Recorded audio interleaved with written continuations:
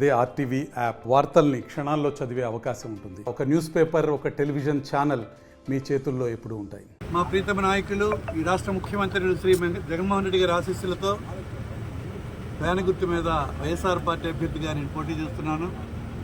దానికి నామినేషన్ ప్రక్రియ చేసేదానిలో నియోజకవర్గ నలుమూలల నుంచి పెద్ద ఎత్తున అశేషమైనటువంటి జనాభా స్వచ్ఛందంగా తరలి వచ్చినటువంటి సంఘటన ఇప్పుడు యావత్ నియోజకవర్గ ప్రజలు, జిల్లా ప్రజలు కూడా చూశారు. చాలా భారీ సంఖ్యలో అనూహ్యమైనటువంటి స్పందనతో ఇవాళ నామినేషన్ వేయడం జరిగింది. ఇది జగన్మోహన్ రెడ్డి గారి మీద, అతని పాలన మీద ప్రజలకున్న నమ్మకంగా నేను అభివర్ణిస్తున్నాను. ఎందుకంటే మేము ఎన్ని సేవలు చేసినా ఒక ప్రభుత్వం ప్రజలకు జవాబుదారీగా ఇచ్చినటువంటి పాలనకి మెచ్చి రాష్ట్రం యావత్తు కూడా ఎక్కడ నామినేషన్ కూడా ఇదే మాదిరిగా జరుగుతున్నాయి. దీనికి కారణం ఏమంటే ముఖ్యమంత్రిపై ఉన్న నమ్మకం. ఒక నాయకుడు ప్రజల అభీష్టం మేరకు, ప్రజల ఆకాంక్షలకు అనుగుణంగా పరిపాలించే గొప్ప ముఖ్యమంత్రి వేళ రాష్ట్రంలో వైఎస్ఆర్ పార్టీకి సారథ్యం వహిస్తున్నాడు. ప్రజలు చెప్తే దేవుడు, మన పూర్వ పెద్దలు చెప్పేవాళ్ళు యథా రాజా తదా ప్రజ అని. రాజు ఎటువంటి వాడైతే దానికి అనుగుణంగానే ప్రజల తాలూకా ఆలోచనలు, ప్రజల తాలూకా ఆశలు ఉంటాయి. ఈవేళ పేదరికం అన్నింటి కూడా అత్యంత ఇబ్బంది పెట్టే ప్రక్రియ. దానికి అన్నింటా ప్రభుత్వమే బాధ్యత వహించాలి.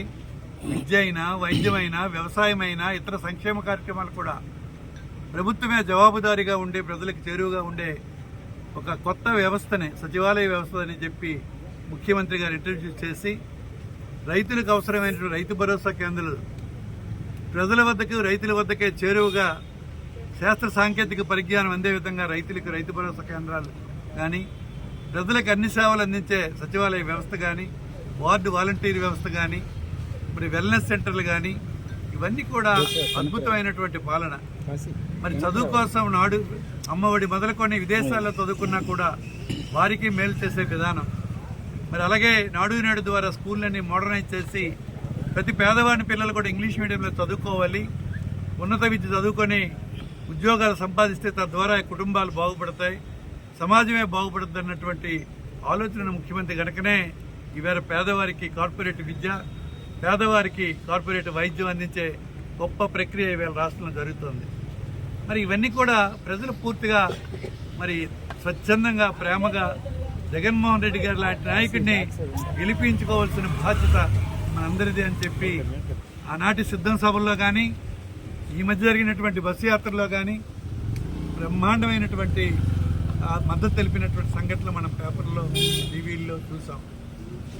ఈవేళ నర్సన్నపేటలో ఆద్యాంతం కూడా ఉత్సాహభరితంగా ప్రజలందరూ 4 మండలాల నుంచి మరి కేడర్తో సంబంధం లేకుండా కొంతమంది ఈ మధ్య మాకు అసమ్మతి, స్థానిక ఎన్నికల్లో ఉన్నటువంటి కొన్ని చిన్న విభేదాల వల్ల అసమ్మతులు ఉన్నా అవన్నీ పక్కన పెట్టి జగన్మోహన్ రెడ్డి నాయకత్వాన్ని బలపరచాలి, దాసన్న వైఎస్ఆర్ పార్టీ అభ్యర్థిగా, శాసనసభ్యుడిగా గెలిపించుకోవాలి. ఈ జిల్లాలో అన్ని స్థానాలు పార్లమెంటుతో సహా అన్నీ కూడా గెలుచుకునే విధంగా ప్రజలు ఇప్పటికే సమాయత్తమయ్యారు. అన్ని నియోజకవర్గాల్లో కూడా నామినేషన్ ఇలాగే జరిగాయి కనుక ఈవేళ ఎవ్వరూ ఊహించని అనూహ్యమైనటువంటి రిజల్ట్స్ రేపు రాబోతున్నాయి.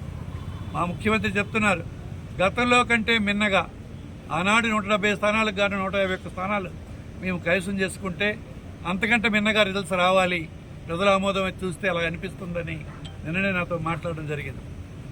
మరి అలాగే ఇప్పుడు సర్వేలు తీసుకున్నా కూడా అన్నీ కూడా వైఎస్ఆర్ పార్టీకి అనుకూలంగా సర్వేలు చెబుతున్నాయి.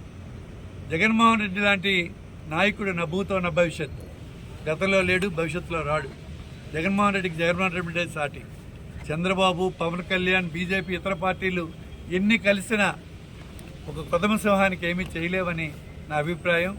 సింహం ఎప్పుడూ రారాజే, ఎన్ని జంతువులు ఏకమైనా సింహానికి ఏమీ చేయలేవు. అలాగే జగన్మోహన్ రెడ్డి నాయకత్వాన్ని ప్రజలందరూ స్వచ్ఛందంగా ఇష్టపడుతున్నారు కనుక రేపు జరగబోయే ఎన్నికల్లో అనూహ్యమైన మెజారిటీతో పార్లమెంట్ స్థానాలు కానీ, మరి శాసనసభ స్థానాలు కానీ వైఎస్ఆర్ పార్టీ కైవసం చేసుకొని రాబోయేది వైఎస్ఆర్ పార్టీ ప్రభుత్వమే, కాబోయే జగనే ఈ రాష్ట్రానికి ముఖ్యమంత్రి అని, అలాగే నాకు కూడా గతంలో ఈ జిల్లాలోనే అత్యధిక మెజారిటీ 19,000 పైచిలకు మెజారిటీతో నేను గెలవడం జరిగింది.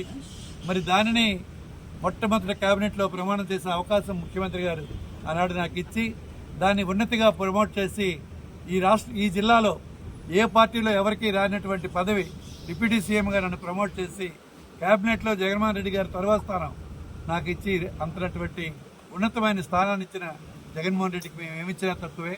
అందుకే ఈవేళ యావత్ కుటుంబం, నేను కానీ, మా తమ్ముడు ప్రసాద్ కానీ, మా తమ్ముడు రామదాస్ కానీ, నా సతీమణి కానీ, నా పిల్లలు కానీ, నా మనవలు కానీ అందరూ, అలాగే నాకు అత్యంత ఆప్తులైనటువంటి మా సన్నిహిత వైఎస్ఆర్ పార్టీ కుటుంబ సభ్యులు, ఈ జిల్లాలో ఉన్న అందరూ ఎంతో ప్రేమగా జగన్మోహన్ రెడ్డి కోసం పనిచేయడం జరుగుతుంది.